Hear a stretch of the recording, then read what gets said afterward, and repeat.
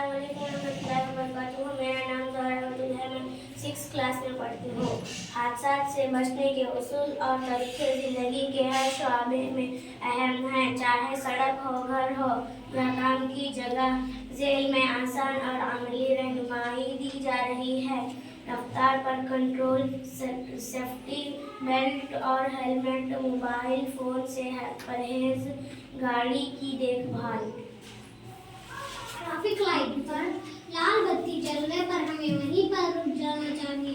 Traffic light पर पीली बत्ती चलती है तो हम वहीं पर रुककर इंतजार करना चाहिए। ट्रैफिक लाइट पर हरी बत्ती जलती है तो हमें सड़क पार करना चाहिए। ट्रैफिक सिग्नल पर हरी बत्ती जलने पर हमें ज़ेब्रा क्रॉसिंग के जरिए सड़क पार करना चाहिए। जहाँ पर नो पार्किंग लिखा हो या उसकी इश्तेहार लिखी हो वहाँ पर गाड़ियाँ पार नहीं करना चाहिए। लाइट या रफ्त देखकर सड़क पार करना चाहिए। हॉर्न के जरिए शोर मत करो।